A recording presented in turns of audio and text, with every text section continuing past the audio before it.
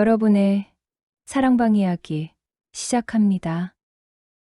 선비는 첫날 밤 처녀의 야릇한 향기에 그만 조선 한양에서 멀지 않은 작은 마을에 이도연이라는 젊은 도령이 살고 있었습니다. 그는 학문을 좋아하며 어질고 소성이 깊은 인물이었습니다. 어느 날 도연의 어머니께서 다급한 발걸음으로 그의 방에 들어오셨습니다. 아들아, 큰일 났다. 책을 읽고 있던 도연은 놀라며 고개를 들었습니다. 어머님, 무슨 일이십니까? 어머니께서는 한숨을 내쉬며 말씀하셨습니다. 오늘 점쟁이를 찾아갔다가 이상한 점괘를 들었다. 내 혼인이 3년뿐이라 하더구나. 3년 후에는 신부가 사라질 팔자라 하였으니 이를 어찌하면 좋겠느냐? 도연은 어이가 없어 미소를 지었습니다. 어머님, 점괘야 점괘일 뿐이지 않습니까? 아직 혼인할 생각도 없는데 3년 뒤를 걱정하실 필요가 있겠습니까? 그러나 어머니께서는 심각한 표정을 풀지 않으셨습니다. 너도 잘 알지 않느냐? 마을의 점쟁이는 예언이 정확하기로 유명하다. 작년에는 바위 아래 묻혀있던 보물을 점지해 주었고 도둑 맞은 닭이 어느 집에서 발견될지도 정확히 맞췄다. 이 마을에서 그 점쟁이의 말을 헛되이 들을 것이 아니니라. 도연은 잠시 고민에 빠졌습니다. 정말 점괘가 맞다면 3년짜리 혼인이라니 도대체 무슨 뜻인가? 신부가 사라진다니 그건 또 무슨 의미일까? 어머니께서는 그를 바라보시며 단호하게 말씀하셨습니다. 그러니 내 혼인을 서둘러야겠다. 도연은 난처한 표정을 지으며 대답했습니다. 어머님, 아무리 그래도 혼인은 신중해야 하지 않겠습니까? 점괘 하나만 믿고 급히 결정하는 것은 옳지 않으니 너무 걱정하지 마십시오. 그러나 어머니께서는 깊은 한숨을 내쉬시며 고개를 저으셨습니다. 내 팔자는 이미 정해졌단다. 아들아, 그날 밤 도연의 집 앞마당에 낯선 노파가 찾아왔습니다. 허리는 구부정하였으나 그녀의 눈빛은 예사롭지 않았습니다. 이곳이 이도현, 도령이 사는 집이 맞습니까? 도연이 경계하며 대답하였습니다. 그렇소만 누구신지요? 노파는 빙긋 웃으며 도연을 바라보았습니다. 도련님, 오늘 밤 자정이 되면 마을 뒷산 연못가로 가십시오. 그곳에서 신부를 만나게 될 것입니다. 도연은 어리둥절하여 되물었습니다. 갑자기 무슨 말씀이십니까? 노파는 의미심장한 미소를 지으며 말을 이었습니다. 내 혼인은 이미 정해져 있습니다. 피할 수도 없고 거스를 수도 없소. 하지만 어떤 신부를 맞이할지는 도련님 선택에 달려 있지요. 도연은 더욱 혼란스러워졌습니다. 하지만 노파는 더 이상의 설명 없이 호련히 사라지고 말았습니다. 아들아, 절대 가지마. 어쩐지 불길한 느낌이 드는구나. 그러나 도연은 호기심을 참을 수 없었습니다. 어떤 신부를 맞이할지 선택할 수 있다면 직접 확인해 보는 것도 나쁘지 않겠다는 생각이 들었습니다. 그렇게 하여 자정이 되자 도연은 조심스레 뒷산 연못가로 향하였습니다. 밤하늘에는 보름달이 환하게 빛나고 있었으며 연못 주변에는 안개가 자욱이 깔려 있었습니다. 그때 어디선가 낯선 새 여인이 모습을 드러냈습니다. 첫 번째 여인은 화려한 붉은 비단 저고리를 입은 기생이었습니다. 그녀는 부드러운 미소를 지으며 말했습니다. 도련님, 저와 혼인하면 화려한 부귀영화를 누리실 수 있습니다. 저는 한양에서 가장 아름다운 여인이라 불리는 사람이에요. 두 번째 여인은 농가의 억센 교수처럼 보였고 손에는 호미를 들고 있었습니다. 그녀는 씩씩한 목소리로 말했습니다. 도련님, 저와 혼인하면 평범하지만 정직한 삶을 살게 되실 겁니다. 저는 소박하지만 진실한 사랑을 드릴 수 있습니다. 그리고 마지막 세 번째 여인은 붉은 두루마기를 걸친 눈을 가린 여인이었습니다. 그녀는 다른 이들처럼 자신을 뽐내지 않았으며 그저 낮고 기묘한 목소리로 말했습니다. 나를 선택하면 도련님은 세상에서 가장 귀한 신랑이 될 것입니다. 도연은 세 여인을 번갈아 바라보았습니다. 첫 번째 여인은 우아하고 아름다웠으며 부귀를 약속하였습니다. 두 번째 여인은 성실하고 강인하였으며 진실한 사랑을 약속하였습니다. 세 번째 여인은 정체를 알 수 없었으나 그 음성에는 묘한 매력이 깃들어 있었습니다. 도연이 잠시 망설이고 있을 때 붉은 옷에 여인이 한 걸음 앞으로 다가오며 나지막이 속삭였습니다. 너는 내가 아니면 도망칠 수 없어. 그 말과 함께 갑자기 싸늘한 바람이 불어왔습니다. 도연은 등골이 서늘해지는 느낌을 받았습니다. 그러나 이상하게도 그 목소리에는 무언가 강렬한 끌림이 있었습니다. 결국 도연은 세 번째 여인을 선택하였습니다. 그 순간 안개가 걷히면서 그녀의 얼굴이 서서히 드러났습니다. 그녀는 사람이 아니었습니다. 도깨비였습니다. 그녀의 얼굴은 비현실적으로 아름다웠으나 그 눈빛은 인간의 것이 아니었습니다. 흡사 깊고 어두운 숲 속을 연상시키는 알 수 없는 신비한 기운이 서려 있었습니다. 무엇보다도 그녀의 눈은 검은 빛이 아닌 붉은 빛을 띠고 있었습니다. 이제 내 신부를 알겠느냐? 그녀의 입가에 옅은 미소가 번졌습니다. 도연은 순간적으로 뒷걸음질 치려 했으나 이미 발이 땅에 붙은 듯 움직일 수가 없었습니다. 이게 무슨 장난입니까? 그러나 여인은 태연하게 웃으며 도연의 턱을 살짝 들어 올렸습니다. 내가 너를 골랐다. 이제 넌 내 신랑이야. 도연의 머릿속이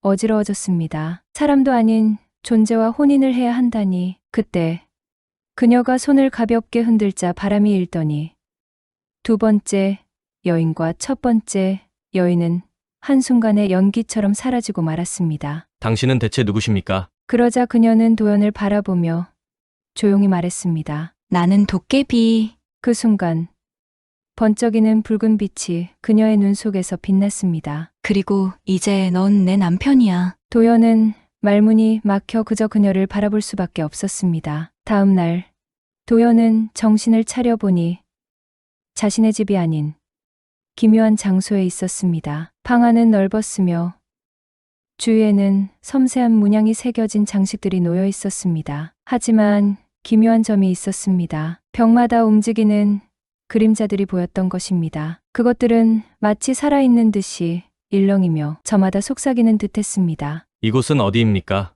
그때 도연의 앞에 도깨비 신부가 나타났습니다. 여긴 내 집이야. 이제부터 내가 살아가게 될 곳이지. 그녀는 우아하게 걸어와 도연을 바라보았습니다. 하지만 그냥 받아들이기에는 재미없겠지.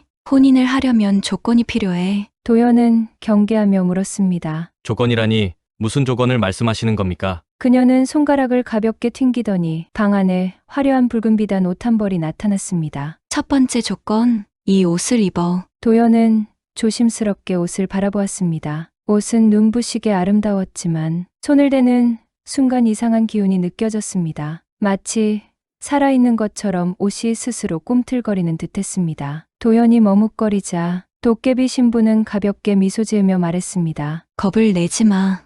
이건 도깨비의 옷이야. 한번 입으면 인간을 넘어선 힘을 가질 수 있어. 도연은 잠시 고민했지만 결국 조심스럽게 옷을 입었습니다. 순간 온몸이 불타는 듯한 기운이 온몸을 휘감았습니다.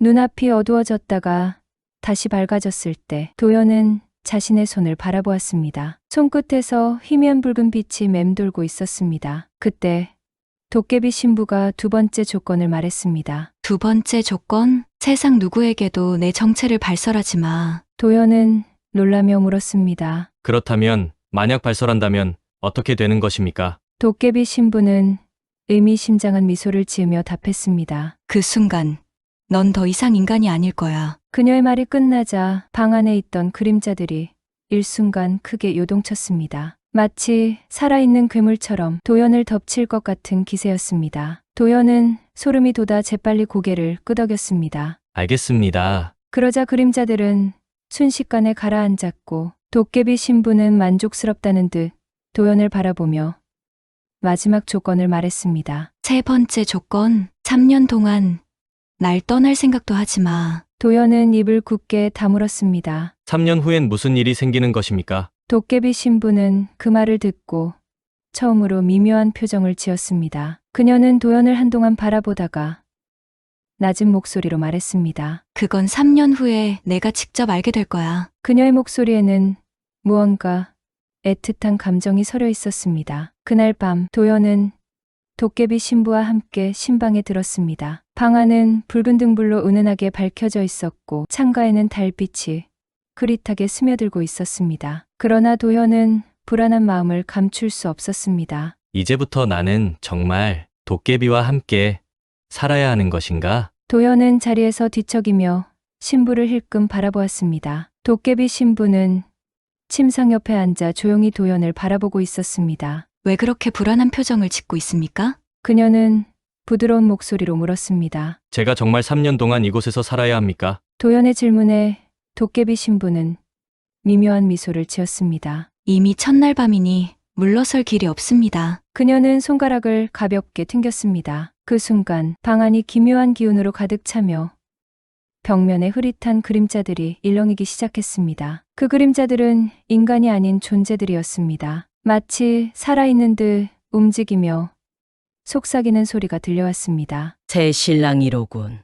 어리둥절한 표정이 귀엽구나. 그가 과연 3년을 견뎌낼 수 있을까? 도연은 등골이 서늘해졌습니다. 이건 무엇입니까? 도깨비 신부는 천천히 자리에서 일어나 창가로 다가갔습니다. 이곳은 인간 세상이 아닙니다. 내가 이제부터 살아갈 곳은 인간과 도깨비가 공존하는 경계선이지요. 하지만 걱정 마세요. 그녀는 도연을 바라보며 말했습니다. 3년 동안 당신이 내 곁에 있다면 당신은 나를 이해하게 될 겁니다. 그녀의 눈빛에는 알 수 없는 쓸쓸함이 깃들어 있었습니다. 도연은 가슴이 이상하게 두근거렸습니다. 그녀는 단순한 도깨비가 아니었다. 무언가 사연이 있는 존재였다. 그렇게 기묘한 혼인의 첫날 밤을 보내는데 여인의 몸에서 야릇한 냄새가 나는데 도통 여인의 냄새가 아니었습니다. 남자는 처음으로 느껴보는 느낌의 황홀함을 느끼며 밤을 보냈습니다. 도연은 도깨비 신부와 함께하는 시간이 길어지면서 그녀가 단순한 요괴가 아니라는 사실을 깨닫기 시작했습니다. 그녀는 인간 세상의 것들을 좋아했습니다. 이곳에서 가장 좋은 것은 무엇입니까? 도연이 묻자 도깨비 신부는 창밖을 바라보며 말했습니다. 달빛. 달빛이요? 그녀는 고개를 끄덕였습니다. 도깨비의 세상에서는 달빛이 흐릿합니다. 하지만 인간 세상의 달은 선명하게 빛나지요. 그녀는 손을 뻗어 달을 가리키며 말했습니다. 나는 늘 그 빛을 동경했습니다. 도연은 그런 그녀를 바라보며 점점 궁금증이 커져갔습니다. 도깨비도 동경하는 것이 있는가? 그렇게 도연과 도깨비 신부는 점점 가까워졌습니다. 그러나 한 가지 이상한 점이 있었습니다. 도깨비 신부는 밤이 되면 항상 어디론가 사라졌습니다. 어느 날 도연은 그녀를 몰래 따라가 보기로 했습니다. 깊은 밤 도깨비 신부가 모습을 감추자 도연은 조용히 그녀의 뒤를 쫓았습니다. 그녀는 숲속 깊은 곳으로 걸어가더니 어느 바위 앞에 멈춰 섰습니다. 그리고 조용히 중얼거렸습니다. 이제 3년이 지나면 나는 사라지겠지. 도연은 그 말을 듣고 가슴이 철렁 내려앉았습니다. 3년 후에 신부가 사라진다는 점괘 그게 정말 사실이란 말인가? 그때 도깨비 신부가 뒤를 돌아보며 조용히 말했습니다. 그곳에서 지켜보는 것은 실례 아닙니까, 신랑님? 도연은 그제야 그녀에게 들킨 것을 깨달았습니다. 도깨비 신부는 도연을 바라보며 미소를 지었습니다. 저를 몰래 따라오시다니 이유가 무엇입니까? 도연은 머뭇거리다가 솔직하게 말했습니다. 당신이 밤마다 사라지는 이유가 궁금했습니다. 도깨비 신부는 한숨을 내쉬며 말했습니다. 그럴 줄 알았습니다. 결국 당신도 궁금했군요. 그녀는 바위 위에 걸터앉으며 말을 이었습니다. 도깨비의 혼인은 인간과 다릅니다. 우리는 정해진 운명이 있습니다. 도연은 조용히 그녀의 말을 들었습니다. 내가 당신과 혼인한 이유는 단순합니다. 나는 3년 뒤에 사라질 운명이기 때문입니다. 그녀의 목소리는 담담했지만 도연은 그 안에 숨겨진 슬픔을 느낄 수 있었습니다. 그러니 3년 동안 나는 인간과 함께하고 싶었습니다. 당신과. 도연은 깜짝 놀랐습니다. 그 말은 맞아요. 도깨비 신부는 천천히 도연의 손을 잡았습니다. 나는 당신을 사랑하게 될까 두려운 겁니다. 그 순간 도연은 자신이 그녀를 향해 가지고 있던 감정이 단순한 호기심이 아니라는 것을 깨달았습니다. 그녀는 단순한 도깨비가 아니었습니다. 그녀는 슬픔을 품은 존재였습니다. 3년이라는 시간은 길다면 길고 짧다면 짧은 시간이었습니다. 도연은 처음에는 도깨비 신부와의 혼인을 받아들이기 어려웠지만 함께 지내는 시간이 흐르면서 그녀에 대한 감정이 변하고 있음을 깨닫고 있었습니다. 도깨비 신부는 인간 세계의 작은 것들에 관심이 많았습니다. 도련님, 인간들은 왜 꽃을 피울 때 기뻐하는 겁니까? 그녀는 어느 날 마당의 핀매화를 보며 물었습니다. 도연은 조용히 대답했습니다. 꽃은 피었다가 언젠가 지기 때문입니다. 영원하지 않기에 더욱 소중한 것이지요. 도깨비 신부는 그 말을 곱씹더니 살짝 미소를 지었습니다. 그렇다면 저도 꽃과 같겠군요. 그 말을 듣는 순간 도연의 가슴이 철렁 내려앉았습니다. 그녀도 언젠가 사라질 것이다. 그는 점점 다가오는 이별을 외면하고 싶었습니다. 하지만 어느 날 그녀가 혼자 깊은 생각에 잠겨 있는 것을 보았습니다. 무슨 고민이라도 있으십니까? 그러자 도깨비 신부는 조용히 도연을 바라보며 말했습니다. 도련님, 이제 3년이 거의 다 되었습니다. 그녀의 눈빛은 흔들리고 있었습니다. 이제 곧 저는 사라져야 합니다. 도연은 그 말을 듣고 더 이상 참을 수 없었습니다. 왜 사라져야 한단 말입니까? 도깨비 신부는 쓸쓸한 미소를 지었습니다. 그것이 도깨비 혼인의 운명이기 때문입니다. 그녀의 눈에 처음으로 눈물이 맺혔습니다. 3년째 되는 날,